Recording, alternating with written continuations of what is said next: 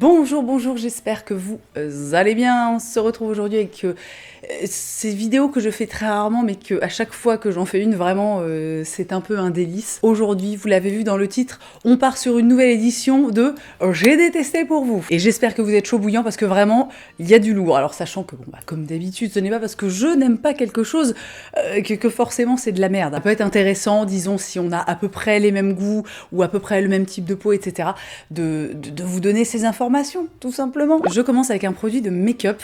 Et alors celui-là, ça fait vraiment, je pense que ça fait 1 an et demi, voire 2 ans qu'il traîne dans un de mes tiroirs et que vraiment je le garde de côté précieusement pour pouvoir en parler. J'attends évidemment d'avoir assez de matière pour pouvoir faire ce genre de vidéo, parce que dans la globalité, il n'y a pas tellement de choses que je déteste. Déjà parce que j'achète pas non plus tout et n'importe quoi, mais aussi parce que je connais bien mes goûts et que voilà, le temps passant, on se retrouve avec de moins en moins de trucs de merde normalement. Et donc le produit que je tiens dans mes mains, c'est un produit de make-up qui coûte la modique somme de 75 €.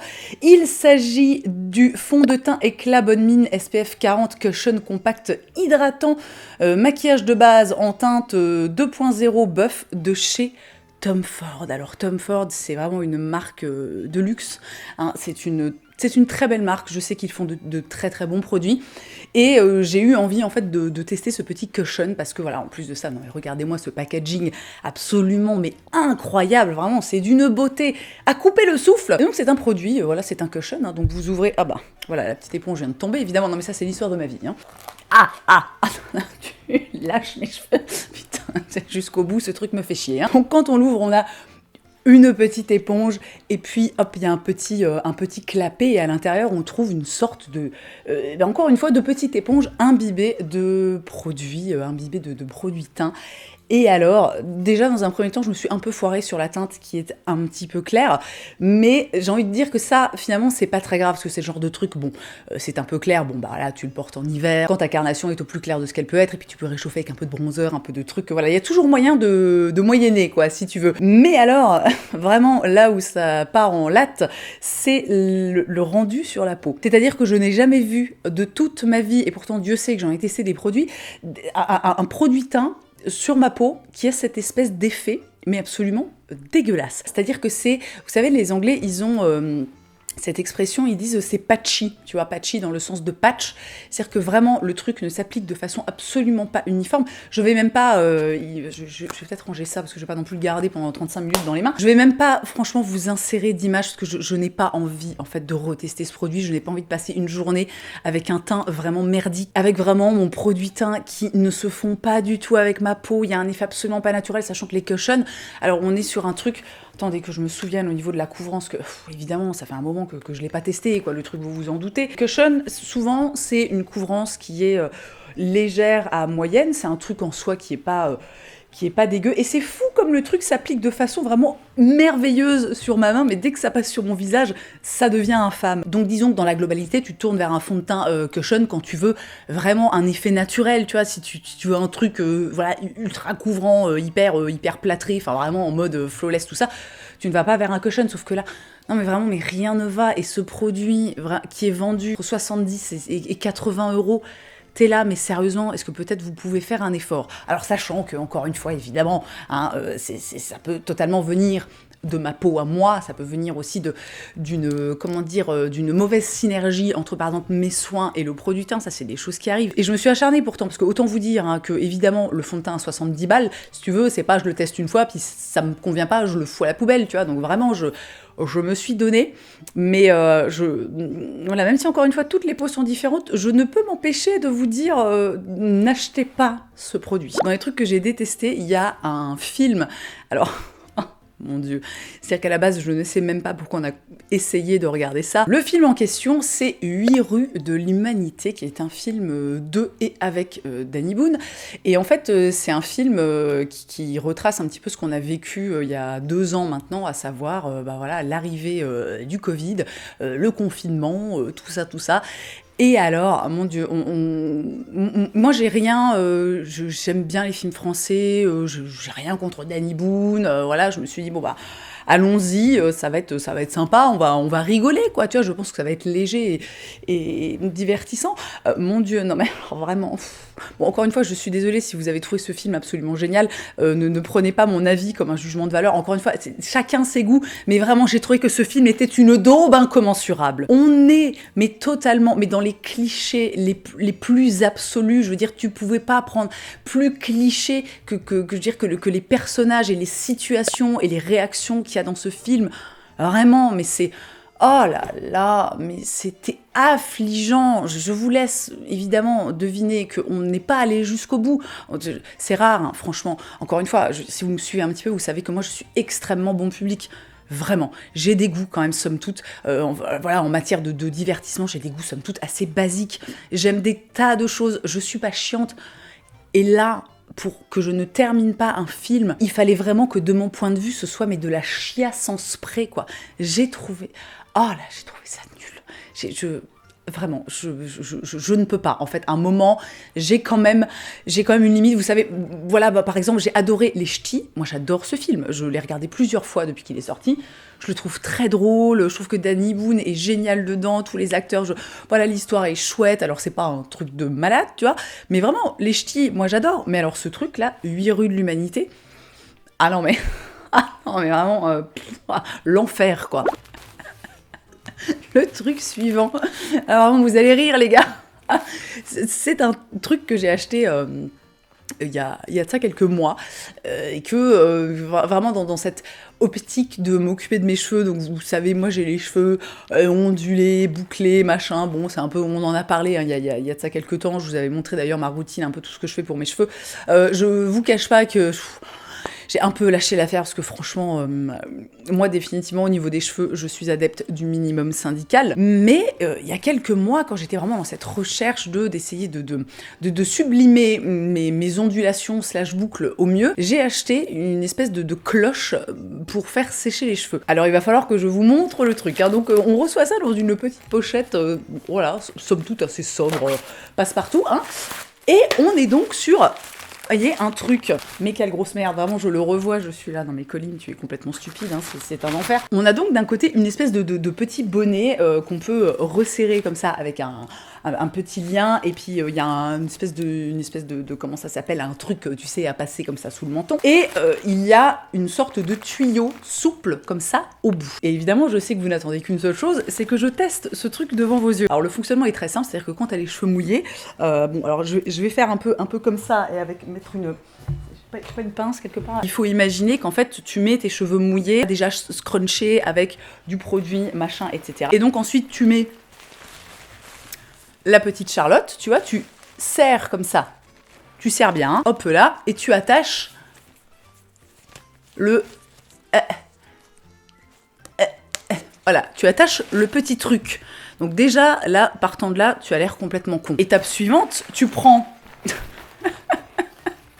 Tu prends le petit tuyau que tu branches, en fait, que tu... Voilà, c'est un truc qui s'adapte, somme toute, sur tous les sèche-cheveux de base, hein, et donc tu mets le truc, c'est extrêmement peu facile à faire. Hein. Tu mets le truc sur ton... Allez là, putain, on va pas y passer la nuit. Sur ton sèche-cheveux et ensuite, évidemment, vous vous en doutez, tu allumes le sèche-cheveux.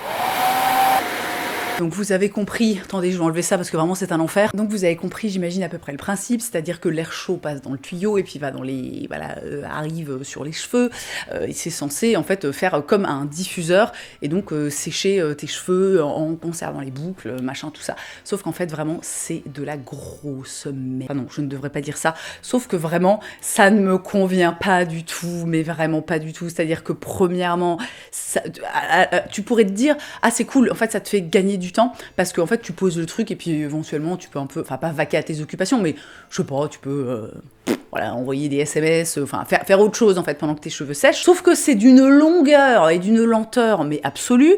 Alors encore une fois, après ça dépend des cheveux, moi les miens mettent quand même pas mal de temps à sécher dans la globalité, et là vraiment c'est à dire que tu peux garder le truc sur ta tête pendant 10 minutes, typiquement avec un sèche-cheveux au bout de 10 minutes, bon, tes cheveux sont potentiellement encore humides mais je veux dire ça commence à sécher, là il ne se passe absolument rien, c'est-à-dire que les cheveux sont toujours complètement trempés, tu te coltines évidemment le bruit très désagréable, hein, vraiment très très désagréable, ce bruit de sèche-cheveux là, et d'air en fait qui te passe comme ça dans les oreilles. Alors tu peux après évidemment placer le truc, tu sais, au-dessus des oreilles. Sauf que ça va de soi que si tu le places au-dessus de tes oreilles, bah en fait, il y a un petit truc, tu sais, ça, les oreilles, ça permet un peu de raccrocher comment dire, de retenir la cloche, donc forcément, le truc s'envole. Alors, il y a le truc qui passe là, bon, soit, mais quand même, le truc tient pas bien, tu peux le serrer autant que tu veux, ça se fait la malle, machin, tout ça. Et puis surtout, au bout d'un moment, bah en fait, ça brûle. C'est-à-dire que l'air chaud, je sais pas exactement ce qui se passe, mais l'air chaud, donc qui reste comme ça dans le truc, finit par te cramer les oreilles, enfin, c'est...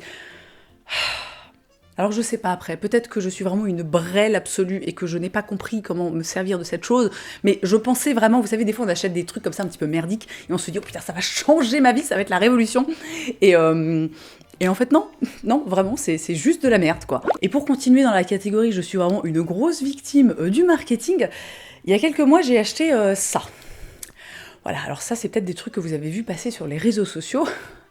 Un petit peu comme moi. J'espère pour vous que vous avez été plus malin que moi et que vous n'avez pas acheté ces trucs. En fait, dans les petites vidéos qu'on voit passer sur les réseaux sociaux, ces trucs-là, tu les mets dans ta machine à laver, donc quand tu laves ton linge, donc tu vois, machin, la machine à laver qui tourne, etc. Et en fait, quand ta machine est terminée et que tu sors ton linge et que tu récupères ce petit truc, tu vois tous les poils d'animaux, enfin tous les trucs divers et variés qui ont tendance en fait à se coller sur les fringues.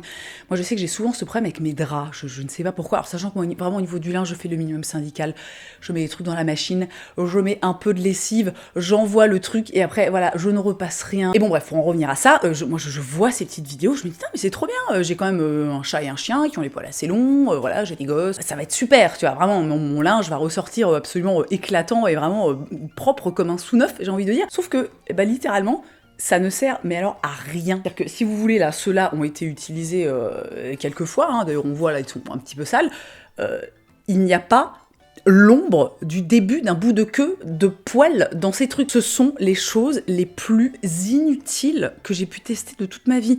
Je veux dire, plus inutile que ça, je ne vois pas. Honnêtement, si, alors peut-être un bocal avec de l'oxygène dedans. Voilà. Ou alors encore une fois, je suis complètement teubée et je n'ai pas compris comment ça fonctionne. Et peut-être qu'en fait, ce qu'il faut faire quand la machine est terminée, c'est prendre tous les petits poils comme ça sur le linge et les mettre dedans. Mais auquel cas, bon bah ça n'a aucun intérêt, on est d'accord. Bref, marketing 1, Colline 0. Je continue avec un produit de beauté, ici c'est un soin. J'ai eu envie de tester, il y a de ça quelques mois, le Clean Genie Cleansing Butter de chez Wishful. Alors Wishful, si je dis pas de bêtises, c'est la marque de soins de Huda. Enfin, vous savez, il y a Huda Beauty, la marque de make-up, et elle a décliné, enfin, elle a sorti une gamme de soins, enfin une marque de soins, pardon, qui s'appelle Wishful. Et je me dis, oh bah tiens, ça a l'air sympa, tout ça, pourquoi pas, tu vois. Donc je vais chez Sephora, j'achète ce truc. Et alors, pour vous dire à quel point je l'ai détesté, je n'ai pas réussi à aller au bout. Et alors vraiment, non mais regardez, il n'en reste pas beaucoup. Hein. C'est donc pour vous dire à quel point je me suis donnée, hein, humainement, en tant que personne, parce qu'il va de soi que je n'aime pas gâcher les produits, que bon, quand même, à un moment, on peut faire un petit effort. Mais là, avec ce truc, je suis arrivée au bout de ma capacité, tu vois, de résilience, en fait. Hein. Vraiment, à un moment, ce n'était plus possible. On est déjà sur un baume qui a une texture hyper chelou.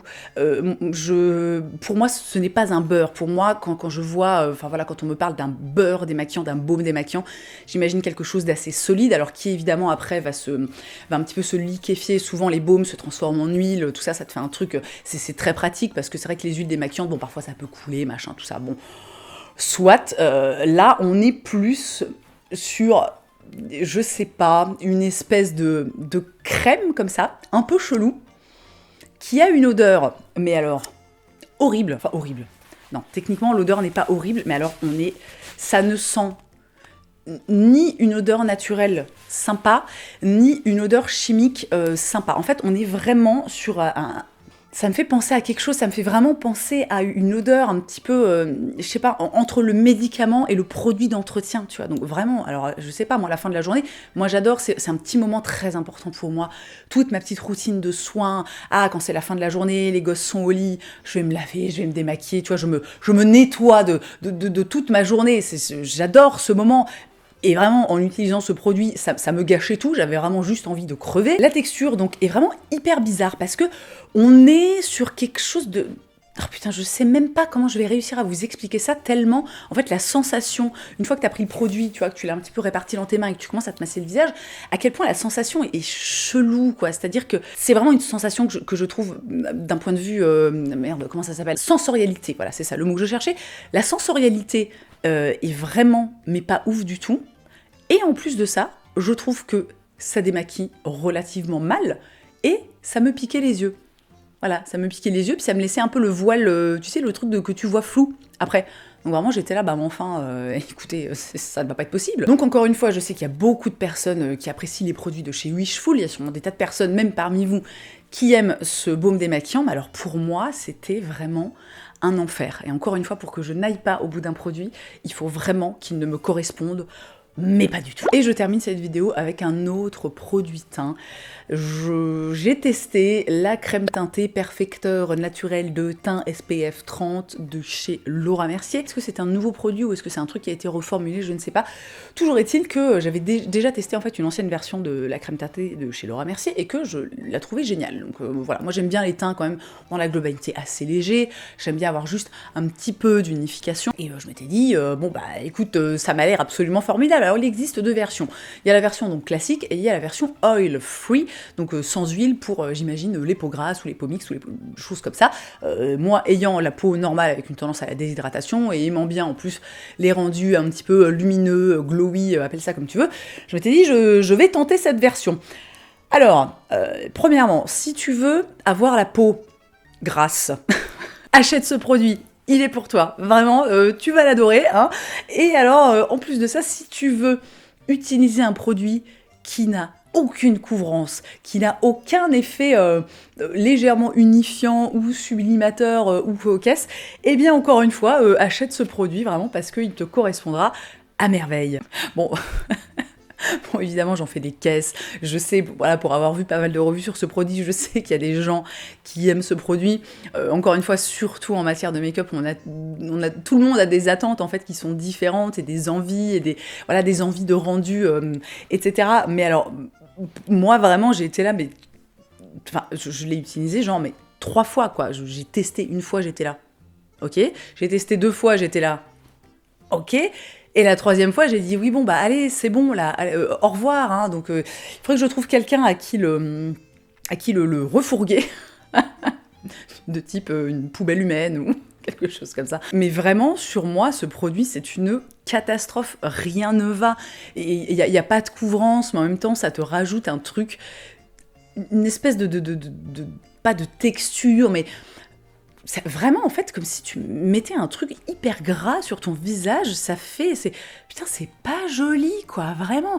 Et du côté des crèmes teintées, alors, typiquement moi une que j'adore et que j'utilise depuis des années, celle de chez Nars, la Radiant Glow, je ne sais plus comment elle s'appelle, je vous mets une image là, hein, voilà, je vous mettrai le lien dans la barre d'infos. Celle-ci elle est vraiment géniale parce qu'on a une couvrance qui est très légère, on a un fini qui est ultra naturel, mais néanmoins on a quand même une jolie unification du teint, ça fait une jolie lumière sur le visage, on n'est pas dans un truc genre ultra gras, complètement infâme, et voilà, alors si jamais je peux contrebalancer en vous conseillant un produit que personnellement, qui est aimé et approuvé par moi-même depuis des années, et bien voilà. Mais alors ça vraiment, mais déception quoi, j'étais là, j'ai fait le tour de tous ces produits et autres gadgets absolument mais incroyables qui ont changé ma vie, mais absolument pas dans le bon sens du terme. J'espère que cette vidéo vous aura diverti, parce que c'est un petit peu le but, voilà, on peut rigoler, voilà, un petit peu de légèreté, ça ne fait pas de mal. L'idée, c'est aussi, éventuellement, si vous savez que vous avez les mêmes goûts, le même type de peau que moi, etc., et ben, de vous dire, attention avec ces produits, potentiellement, ils ne vont pas vous convenir. Si vous aviez un œil dessus, éventuellement, demandez un échantillon, allez les tester en magasin, ou quoi aux caisses, avant de, par exemple, dépenser 75 € dans un fond de teint qui a servi 3 fois. Si cette vidéo vous a plu, comme d'habitude, n'oubliez pas de laisser un petit pouce en l'air. Vous pouvez aussi me suivre sur Instagram et sur TikTok. Retrouvez-moi là-bas. On s'amuse bien. Et dans tous les cas, merci d'avoir passé ce petit moment avec moi. Je vous souhaite une très belle journée. Je vous embrasse et je vous dis à la prochaine.